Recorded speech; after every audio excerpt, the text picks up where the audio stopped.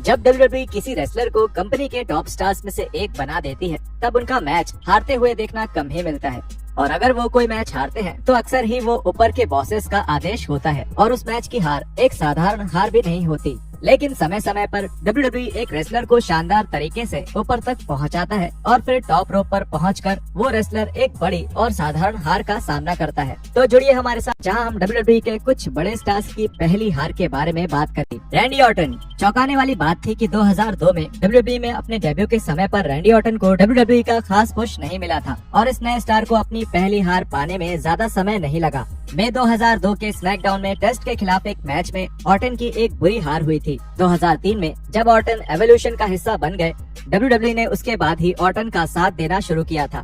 खैर जो भी हो, ऑर्टन को किसी दूसरे रेसलर को अच्छे और खूबसूरत तरीके से बढ़ावा देने में कभी कोई तकलीफ नहीं रही है और हाल ही के सालों में ऑर्टन एक निस्वार्थ रेसलर के तौर पर जाने जाते हैं। एज।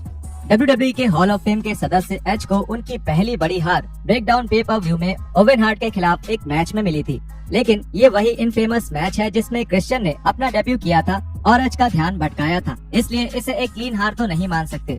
एज की पहली क्लीन पिनफॉल हार 1999 में हुई थी, जब ट्रिपल एच ने रॉ के एक रैंडम मैच में उन्हें पेडिग्री मार के हरा दिया था। The big show.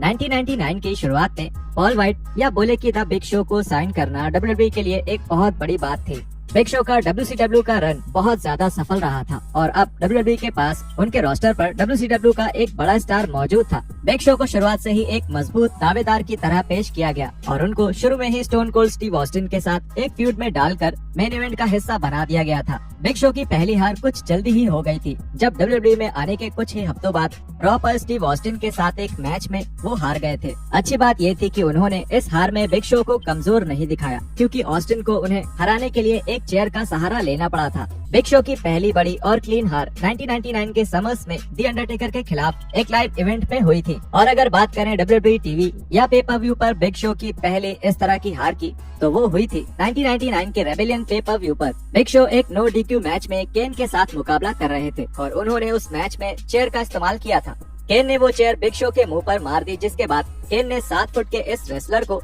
एक बॉडी स्लैम देकर जीत हासिल कर ली। बैटिस्टा। जब बात बैटिस्टा की होती है, तब अपने शुरुआती डेकॉन बैटिस्टा के दिनों में WWE ने जितना हो सकता था उनका साथ दिया और ऐसा लगता था कि वो कभी हारते ही नहीं थे। जब उन्होंने ट्रिपल एच और रिक फ्लेयर के साथ साझेदारी करी थी, तब लाइव रिपोर्ट्स के मुताबिक बैटिस्टा और triple H Rob Van Dam और स्कॉट स्टाइनर के खिलाफ कई सारे लाइव इवेंट मैचेस हार चुके थे, लेकिन उन मैचेस की कोई फुटेज किसी के पास नहीं है और फैंस की रिपोर्ट्स पर ज्यादा भरोसा नहीं किया जा सकता।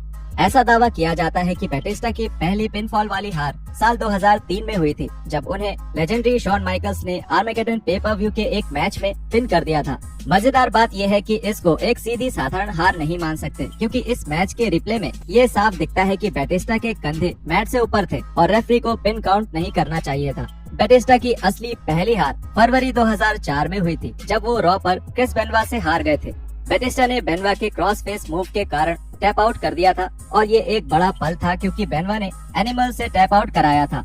केन। WWE में अपने डेमोनिक किरदार के शुरुआती कुछ महीनों में केन को केवल जीत ही मिली थी और उनकी पहली बड़ी पिनफॉल वाली हार उनके ही भाई दी अंडरटेकर के खिलाफ एक मैच में हुई थी। जब रेसलमेनिया 14 में केन का सामना अंडरटेकर से हुआ, तभी उनको अपनी पहली हार भी मिली थी और ये केन के करियर का सबसे बेहतरीन मैच भी माना जाता है। हालांकि वो इस मैच में बुरी तरह से हार गए थे, लेकिन WWE ने केन को बचाने की हर संभव कोशिश करी थी, क्योंकि अंडरटेकर को केन को हराने के लिए उनके ऊपर कई बार टूम्बस्टोन इस्तेमाल करना पड़ा था।